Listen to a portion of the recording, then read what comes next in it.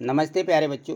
तो आइए आज हम इस वीडियो के माध्यम से इस एड ग्रेड अभ्यास पुस्तिका की सामाजिक विज्ञान कक्षा 8 इसको हम समझेंगे और अपनी इस एड ग्रेड अभ्यास पुस्तिका में इसको भर लेंगे, क्योंकि वार्षिक परीक्षा का पेपर इसी एड ग्रेड अभ्यास पुस्तिका में से ही पूछा जाता है। इसलिए हमें इसको अच्छे से तैयार करना है। इसको जो है अपनी जो हमें बुक मिली है, यदि आपको हो सकता है प्राप्त हुई हो या ना हुई हो तो मिलने वाली है। ठीक है, तो चलिए इसको देखें।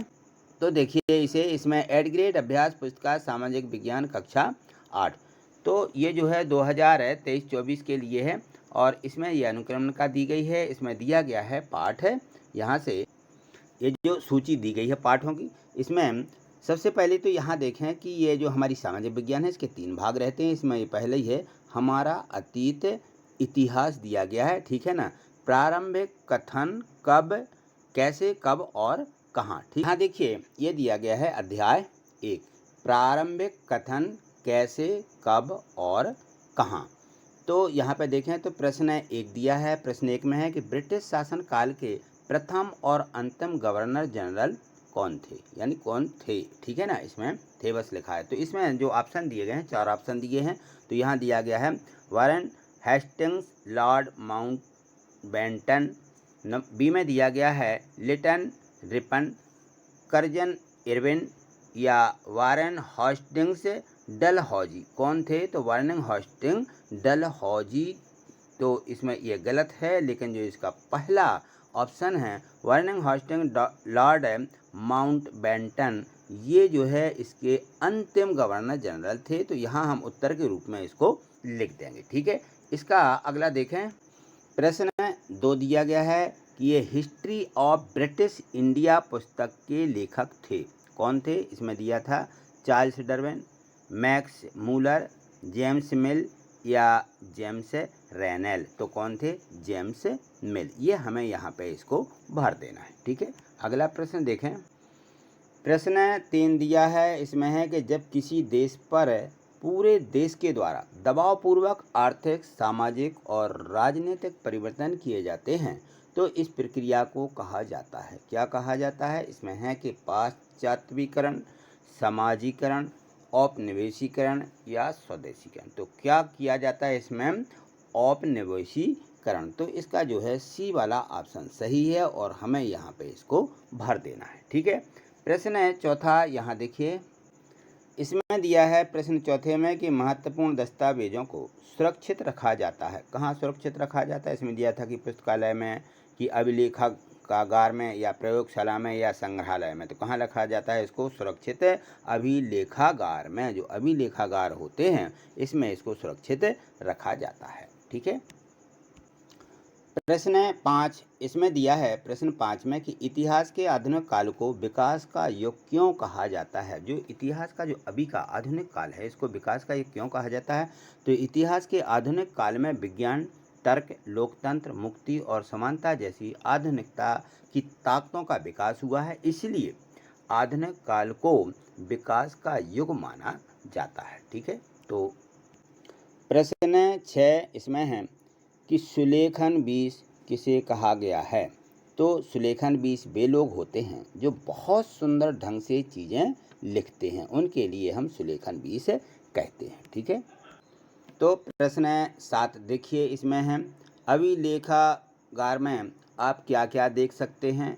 तो इसमें सरकारी दस्तावेज, प्राच्य अभिलेख, मानचित्र, गणमान्य व्यक्तियों के जो निजी अभिलेख हैं उनको, और मोहरें इत्यादि अभिलेखागार में देख सकते हैं। ठीक है ना, तो इन चीज़ों को हम वहाँ रखते भी। यहाँ देखिए, तो ये जो प्रश्न 8 दिया गया है, इसमें दिया है कि इतिहास को तारीखों से क्यों जोड़ा जाता है। जो पूरा इतिहास है इसको तारीखों से क्यों जोड़ा जाता है। इतिहास को तारीखों से जोड़कर देखते हैं कि इससे जो जुड़ाव होता है, इस जुड़ाव के मुख्य जो कारण होते हैं या मुख्य जो घटक होते हैं उनको किसी समय युद्ध और बड़ी बड़ी घटनाओं के ब्यौरों को ही इतिहास माना जाता है, इसलिए इनको इससे जोड़ा जाता है।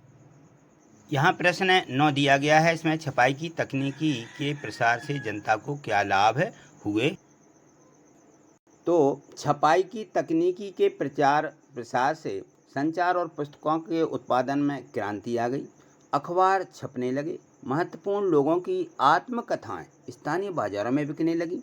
जनता विभिन्न मुद्दों से परिचित होने लगी, जिससे ज्ञान का प्रसार हुआ। यानी जो है सभी लोगों में इन सभी अखबारों के कारण सभी का जो है ज्ञान का भंडार बढ़ने लगा कि कहाँ क्या चीज़ हो रही है। ठीक है, चलिए अगला प्रश्न देखिए। प्रश्न 10 दिया गया है कि औपनिवेशीकरण से क्या आशय है। क्या कहलाता है औपनिवेशीकरण? जब एक देश पर दूसरे देश के दबदबे से वहाँ राजनीतिक तो आर्थिक, सामाजिक और सांस्कृतिक बदलाव आते हैं तो इस प्रक्रिया का औपनिवेशीकरण कहा जाता है। ठीक है, चलिए अगला प्रश्न देखिए। प्रश्न 11 दिया गया है। इसमें है कि जनगणना द्वारा किस प्रकार की जानकारियां एकत्रित की जाती हैं जब हमारी जनगणना होती है। तो जनगणना के जरिए भारत के सभी प्रांतों में रहने वाले जो लोग हैं उनकी जनसंख्या, उनकी जो संख्या है, उनकी जाति, इलाके और व्यवसाय के बारे में इन सभी लोगों की जो जानकारी वो इकट्ठा की जाती है जितनी है। प्रश्न 12वां दिया गया है कि जेम्स मिल द्वारा अपनी किताब में मुख्य रूप से किन बातों को उल्लेखित किया गया है। तो जेम्स मिल ने अपनी किताब ये हिस्ट्री ऑफ ब्रिटिश इंडिया में भारत के इतिहास को हिंदू, मुस्लिम व ब्रिटिश काल में विभाजित किया है। साथ ही उसका मानना था कि अंग्रेजों को सारे भूभाग पर कब्जा कर लेना चाहिए ताकि भारतीय जनता को ज्ञान और सुखी जीवन प्रदान किया जा सके। ठीक है, चलिए अगला प्रश्न देखिए। प्रश्न 13 देखिए। इसमें है कि औपनिवेशिक शासन के दौरान सर्वेक्षण के क्या उद्देश्य थे। औपनिवेशीकरण जब हुआ है उसके बाद इनका उद्देश्य था कि औपनिवेशिक जो थे शासन के दौरान सर्वेक्षण का मुख्य उद्देश्य था कि किसी देश पर अच्छी तरह से शासन चलाने के लिए उसको सही ढंग से जान लेना जरूरी होता है। जैसे ही 19वीं सदी आती है तो 19वीं सदी में तो जैसे इसकी शुरुआत होती है तो शुरुआत तक पूरे देश का नक्शा तैयार करने के लिए बड़े बड़े सर्वेक्षण किए गए और सर्वेक्षणों में धरती की सतह, मिट्टी की गुणवत्ता, वहाँ मिलने वाले पेड़ पौधे और जीव जंतुओं तथा स्थानीय इतिहास व फसलों का पता लगाया जाता था। अंग्रेजों की राय में किसी इलाके से शासन चलाने के लिए इन सारी बातों को जानना जरूरी था। ठीक है, तो आज इतना ही। मिलते हैं अगली वीडियो के माध्यम से।